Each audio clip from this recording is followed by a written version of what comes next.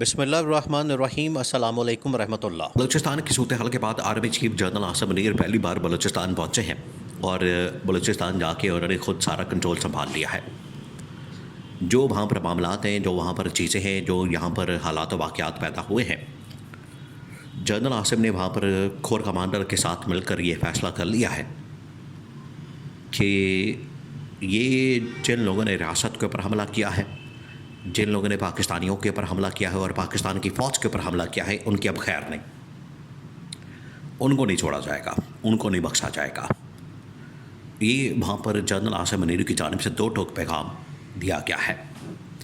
دیکھیے، جس دن یہ واقعات ہوئے، جس دن یہ خون ریزی ہوئی، جس دن یہ قتل و غارت گری ہوئی، جس دن یہ سارا کچھ ہوا، اس دن آپ حکومت کی ترجیحات تو دیکھیں، شہباز شریف کی یا آصف علی زرداری کی یا دونوں جماعتوں کی آپ ترجیحات دیکھیں۔ اصل میں جو حکومتیں ہیں، ان کے چاہیے تو یہ تھا کہ حکومتیں خود جاتی، مقابلہ کرتی، فرنٹ سے لیڈ کرتی اور ملاقاتیں کرتی، میٹنگز کرتی، اجلاس کرتے اور عوام کو اعتماد میں لیتے تاکہ عوام بھی ان کا ساتھ دیتے۔ لیکن ان لوگوں نے کیا کیا؟ اب اس سے آپ ترجیحات کا اندازہ کر سکتے ہیں کہ حکومت یا یہ جو نون لیگ اور شریف خاندان یا زرداری خاندان حکومت کے اندر بیٹھا ہے، یہ صرف اپنے اقتدار، اپنی لوٹ مار، اپنے جو لالچ، اس کو بچانے کی خاطر اور عہدوں کی بندر بانٹ، وزارتوں کی بندر بانٹ، اداروں کی بندر بانٹ کے اوپر بیٹھتے ہیں۔ جس دن یہ کچے کے ڈاکوؤں نے پنجاب پولیس کے جوانوں پر حملہ کیا، ان کو شہید کیا، یہ وہاں پر بیٹھے ہوئے تھے۔ یہ نہیں ملاقات کا ایجنڈا تھا کہ ہم نے ان شہداء کا بدلہ کیسے لینا ہے، بلکہ ان کا ایجنڈا ملاقاتوں کا یہ تھا، وزیر اعظم ہاؤس کے اندر ملاقات، پھر اس کے بعد گورنر ہاؤس پنجاب کے اندر ملاقات، کہ ہم نے عہدوں کی بندر بانٹ، اقتدار کی بندر بانٹ کیسے کرنی ہے۔ پھر جب یہ واقعہ ہو گیا، اس کے بعد بھی جو ان کی ملاقاتیں ہو رہی تھی، اس کا جو ایجنڈا تھا وہ یہی تھا کہ اپنا اقتدار اور پاور شیئرنگ فارمولا، ادھر میں ادھر تم، ادھر میرا ادھر تمہارا، ادھر میرا حصہ ادھر تمہارا حصہ، اس کے اوپر ساری بات چیت ہو رہی تھی۔ پھر دیکھیں، پھر آخرکار اسٹیبلشمنٹ کو یا پاکستان کی فوج کو میدان میں آنا پڑا۔ وہ ملک کو اس طرح سے تو نہیں چھوڑ سکتے، نہ دہشت گردوں کے رحم و کرم پر چھوڑا جا سکتا ہے، نہ یہ چوروں، ڈاکوؤں، لٹیروں کے ٹولوں کے اوپر چھوڑا جا سکتا ہے، کیونکہ اس طرح سے تو عوام کا کوئی پرسان حال نہیں ہوگا۔ اور پاکستان کی فوج عوام کے شانہ بشانہ کھڑی ہے، اور پاکستان کی عوام بھی اپنی فوج کے ساتھ شانہ بشانہ کھڑی اور اس کو ہر صورت سپورٹ کر رہی ہے۔ لیکن یہ جو عوام کے ساتھ لڑوانے کی ان کی سازش ہے، کوشش ہے، ان کی منصوبہ بندی ہوتی ہے کہ عوام کے ساتھ ان کو لڑوا دیا جائے، یہ تو عمران خان نے کہا تھا کہ اصل میں ان کی جو سازش ہے، کوشش ہے کہ یہ عمران خان سے لڑوا دیں۔ عمران خان سے لڑوانے کا مقصد یہ ہے کہ آپ نے کم از کم 3-4 کروڑ ووٹر یا پاکستانیوں سے اسٹیبلشمنٹ کو لڑوا دیا۔ تو یہ ان کا منصوبہ ہوتا ہے، یہ ان کی پلاننگ ہوتی ہے، یہ ان کی سازش ہوتی ہے۔ اب جب یہ واقعات ہو گئے تو فوج نے دیکھا کہ یہ تو اپنے اقتدار کی خاطر، اپنی لوٹ مار کی خاطر، اپنے اقتدار اور پاور شیئرنگ فارمولا کی خاطر آپس میں مل کر بیٹھے ہیں، تو ہمیں ہی کچھ کرنا ہے۔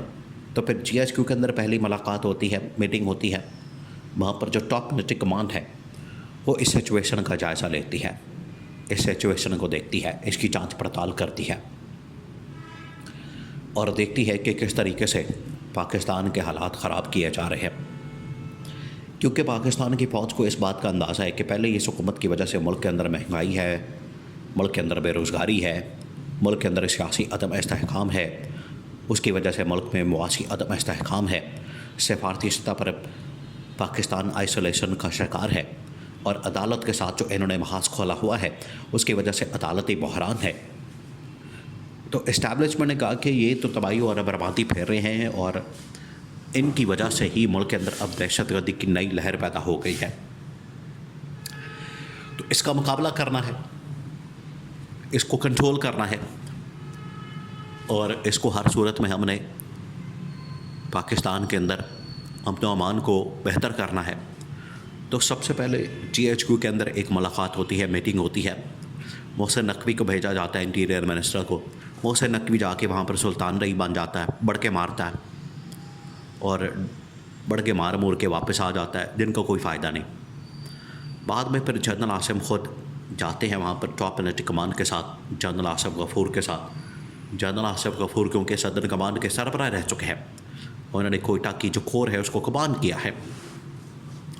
تو جا کے وہاں پر پھر کور کمانڈر ہاؤس کے اندر جو کور کمانڈر ہے اس وقت بلوچستان کوئٹہ کے، جنرل راحت نسیم، ان کے ساتھ جا کے ملاقات کرتے ہیں، بیٹھتے ہیں، جہاں پر وزیر اعلیٰ Sarfaraz Bugti, Shahbaz Sharif, army chief, corps commander Quetta, یہ پوری ملٹری کمانڈ وہاں پر موجود ہوتی ہے. FC لیوی اور سارے رینجرز کے لوگ، وہاں پر یہ فیصلہ کیا جاتا ہے. اور وہاں پر پھر army chief general Asim Munir اپنا فیصلہ سامنے رکھتا ہے. اپنی جو ساری انہوں نے تیاری کی ہوتی ہے آپریشن کی، وہ انفارمیشن سامنے رکھتا ہے کہ اب ہم یہ کرنے جا رہے ہیں. اور ان کے سامنے یہ سارا معاملہ رکھ دیا جاتا ہے اور بتا دیا جاتا ہے کہ آپ نے جو پچھلے 4-5 دنوں سے کیا ہے، آپس میں بندر بانٹ کی ہے، آپ کرتے رہے، ہمیں اس کی پرواہ نہیں. لیکن اگر آپ اسی میں پڑے رہیں گے تو پھر آخر کار ہمیں آپ کو گھر بھیجنا پڑے گا، کیونکہ ملک کس طرح سے نہیں چل سکتا کہ ملک کے اندر آگ لگی ہے، ملک کے اندر خون بہایا جا رہا ہے، ملک کے اندر قتل عام ہو رہا ہے، اور آپ اپنے اقتدار کی بندر بانٹ کے اندر مصروف ہیں. تو اسٹیبلشمنٹ نے وہاں پر جنرل عاصم نے 2 ٹوک انداز میں بتا دیا. وہاں کے IG کو فارغ کر دیا گیا، وہاں کے سرداروں کو اپنے ساتھ ملانے کا فیصلہ کیا گیا. سردار اختر مینگل کو شہباز شریف نے بلایا، تو اختر مینگل نے کہا کہ حکومت تو آپ کی ہے، پارٹیاں تو آپ کی ہیں، اقتدار تو آپ کے پاس ہے، تو آپ نے بلوچ جو عوام ہے ان کی نمائندگی تو چھوڑی نہیں، یہاں پر بھی مینڈیٹ کے اوپر ڈاکہ مارا. یہ حال ہے ان کا. تو جنرل عاصم نے یہ ساری چیزوں کو نوٹ کیا. انہوں نے کہا کہ یہ لوٹ مار، مینڈیٹ کی پہلے لوٹ مار، پہلے پیسوں کی لوٹ مار اور اب مینڈیٹ کی لوٹ مار، اس کی وجہ سے پاکستان آج اس اسٹیج پہ پہنچا. تو اب یہ فیصلہ کر لیا گیا وہاں پر آپریشن کا کہ اب ان کی خیر نہیں، اب ان کو چھوڑا نہیں جائے گا، اور حکومت کو بھی وارننگ دے دی گئی ہے.